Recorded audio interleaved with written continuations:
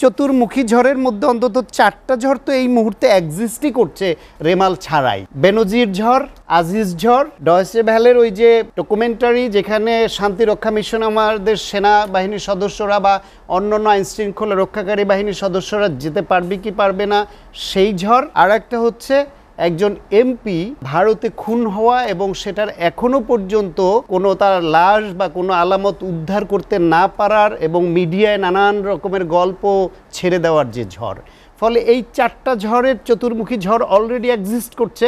এই 4টা ঝড় রেমালের ক্ষতি এই 4টা ঝড়ের দেশের যে ক্ষতি তার তুলনায় অনেক কম। আমি ডাক্তার শাকাত হোসেন সায়ন্ত ভাই আপনার কাছে যেতে চাই। আমরা আওয়ামী লীগের সাধারণ সম্পাদক ওবায়দুল কাদের একটি মন্তব্য দিয়েই আলোচনা শুরু করতে চাই। বিএনপি ফটো সেশন করে, দুর্যোগকালীন বড় কোনো ইস্যুতে মাঠে তাদের পাওয়া যায় না। ফটো সেশন কেন দুর্যোগের সময়? আপনাকে ধন্যবাদ।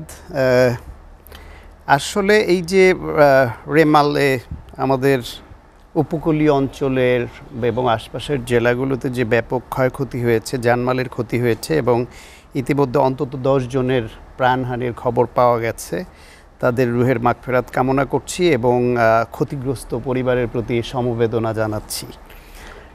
এইরকম ঝড়, প্রাকৃতিক দুর্যোগ এগুলো বাংলাদেশে বিভিন্ন সময় হয় এবং সেটার ম্যানেজমেন্ট সরকার এবং সরকারি সংস্থা যত ভালোভাবে করতে পারে মানুষের ক্ষতি তত কম হয় এবং তার ম্যানেজমেন্ট তত ভালো হয়।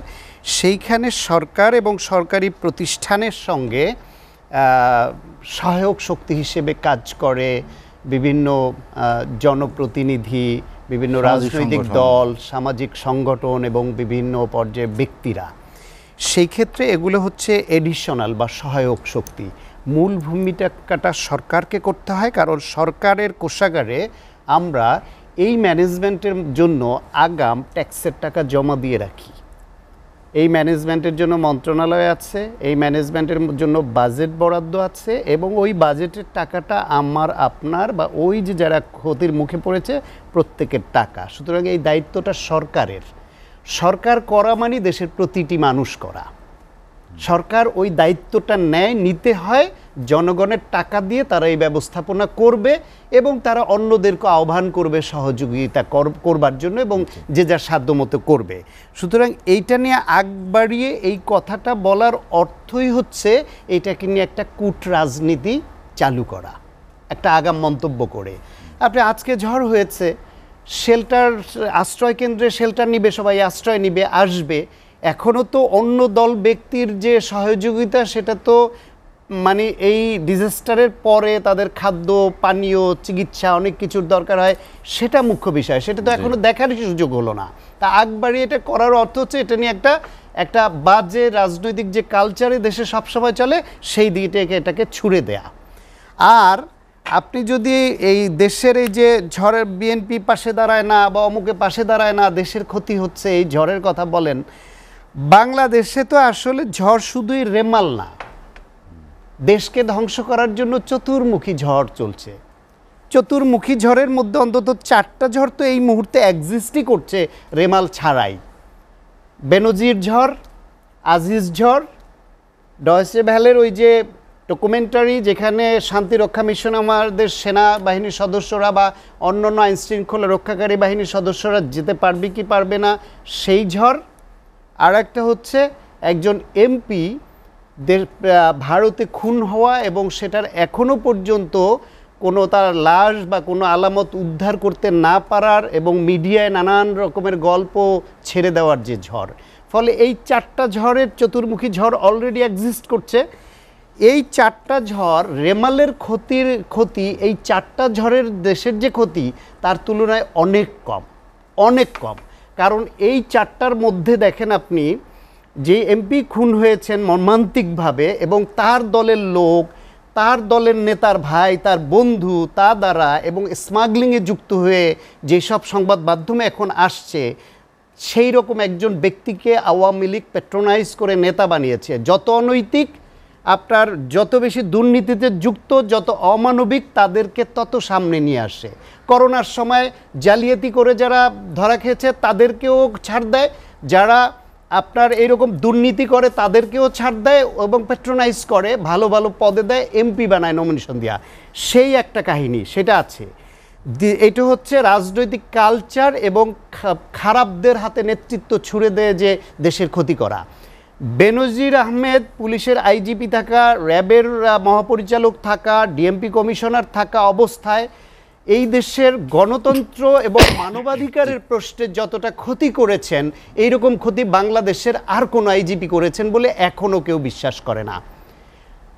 আজিজ সাহেব যখন সেনা প্রধান ছিলেন ঠিক তখন একটা অনৈতিক সরকারকে ক্ষমতায় রাখতে গিয়ে এবং তাদের প্যাট্রোনাইজ করে নিজের আখের গোছানোর জন্য তার পরিবারের যে খুনি এবং নানান রকমের অভিযুক্ত তার ভাই, তাদেরকে ব্যবসা পাইয়ে দেওয়া, ছাড় দেওয়া, গোপনে দেশে আনা, সেই সবও তো all the prime minister men নামে আল জাজিরায় যেই রিপোর্ট প্রকাশিত হয়েছিল তাতে আসছে। সুতরাং উনিও দেশের গণতন্ত্র, মানবাধিকার এবং অর্থনীতির যে ক্ষতি করেছেন তার সমকক্ষ ক্ষতি এই সাম্প্রতিককালে আর ওইরকম ধরা পড়ার সংখ্যা কম আছে। এখন এই যে আমাদের গর্বের যে বাহিনী, সেনাবাহিনী এবং এই যে র্যাবেরও যে চৌকস সদস্য যারা ছিলেন, তাদেরকে সরকার অনৈতিকভাবে কাজে লাগাতে গিয়ে যে পুরো বাহিনীটাকে প্রশ্নবিদ্ধ করে ঝুঁকির মধ্যে ফেলে দিল, যে শান্তি মিশনে যেখানে গর্বের সঙ্গে দায়িত্ব পালন করত সেটা যাওয়া অনিশ্চিত হয়ে যায় কিনা এই ভয় যে তৈরি হয়েছে, সেটাও দেশের জন্য বড় ক্ষতি।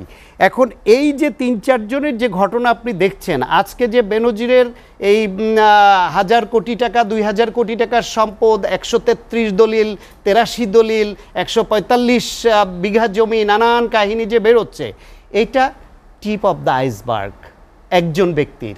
এর আগে তাকে নিয়ে যে অভিযোগ উঠেছিল যে দুবাইয়ে যে পুলিশ হত্যা মামলার আসামি আরাব খান নামে যে ছেলেটা গোল্ডের ব্যবসা করে, সেই ব্যবসার অর্থ এই বেনজিরের বলে যে অভিযোগ সংবাদ মাধ্যমে এসছিল, যেহেতু এই পরেরগুলা এখন সরকার আমলে নিচ্ছে এবং দুদক আমলে নিচ্ছে এবং সত্য বলে তারা ধরে নিয়ে তদন্ত আগাচ্ছে, ওটিও যদি সঠিক তদন্ত হয় হয়তো বেরিয়ে আসবে। এবং এইভাবে তাদের গোটা সিস্টেমটাকে একটা ডাকাততন্ত্র, একটা মাফিয়াতন্ত্র কায়েম করে ফেলেছে। তার মধ্যে যেখানে যেখানে বনিবনার ঘাটতি, ওনারা আবার এটা বললেই বলবেন যে হ্যাঁ সরকার কাউকে ছাড় দেয় না, সরকার তো ধরছে, এর জন্য সরকারকে বাহবা দিতে হবে। আপনি কি মনে করেন বাংলাদেশের এরকম হাই অফিসিয়াল যারা, তাদের পেছনে গোয়েন্দা নজরদারি থাকে না? কেউই তো গোয়েন্দা, যাকে আপনি গোয়েন্দা প্রধান বানাবেন তার পেছনেও আরেক গোয়েন্দা লাগানো থাকে, তার উপর গোয়েন্দা নজরদারির জন্য যে তিনি ঠিক পথে আছেন কিনা। এটাই অ্যাডমিনিস্ট্রেশন। ইনি এমপি ছিলেন, জানেন, অনেকেই এটা জানেন। তাহলে আপনার কি মনে হয় যে এই যে বেনজিরের আজকে যেই বিষয় সামনে আসলো, এত বছর ধরে এই পদের অপব্যবহার করে সে যে সম্পদের পাহাড় গড়েছে, এটার গোয়েন্দা রিপোর্ট ছিল না, এটা জানতো না? আজিজ সাহেব যে এইভাবে যেসব অন্যায়ের সঙ্গে, অপকর্মের সঙ্গে যুক্ত হয়েছেন বলে আজকে আসছে এবং পররাষ্ট্রমন্ত্রী বলছেন যে তারা ছাড় দেবেন না, এই সেনাবাহিনী তার বিরুদ্ধে ব্যবস্থা নেবে সরকার না নিলেও, তার মানে তারা মেনে নিচ্ছেন বিষয়গুলা। তাহলে তাদের গোয়েন্দা রিপোর্ট ছিল না? সরকার সব জানে, সব জানতো, তাদের কাছে সব রিপোর্ট আছে। তারা অনৈতিকভাবে ক্ষমতায় থাকবার জন্য এই প্রশাসনের বিভিন্ন গুরুত্বপূর্ণ ব্যক্তিদেরকে নির্বিঘ্নে দুর্নীতি করার, অপকর্ম করার, হিউম্যান রাইটস ভায়োলেশন করে বিতর্কিত হবার সুযোগ করে দিয়েছে, যাতে এই লোকগুলা এই সরকারের ওনারশিপ নেয় এইভাবে যে সরকার অনৈতিক কাজ করছে, ঠিক আছে, তাদেরকে আমরা ক্ষমতায় রাখছি, ঠিক আছে, কিন্তু আমরাও তো এত দুর্নীতি করেছি, আমরাও এত সম্পদ বানিয়েছি, আমরা টাকা পাচার করেছি, আমরা মানুষ খুন করেছি, সুতরাং এই সরকার না থাকলে আমরা বিপদে পড়ব, আমাদের বিরুদ্ধে তদন্ত হবে, আমরা বিচার আওতায় আসব। সুতরাং এই ওরা থাকলে আমরা থাকবো, তাদেরকে রাখা সেই রকম বনিবনার ঘাটতির কারণে 2-4 জন এখন ধরা পড়ছে। তারপর ইন্টারনাল এক্সটার্নাল কোন কোন কর্নার থেকে কি প্রেসার আসছে সেটাও বিবেচনার বিষয়, তা নিয়ে বাহাবা নেওয়ার সুযোগ।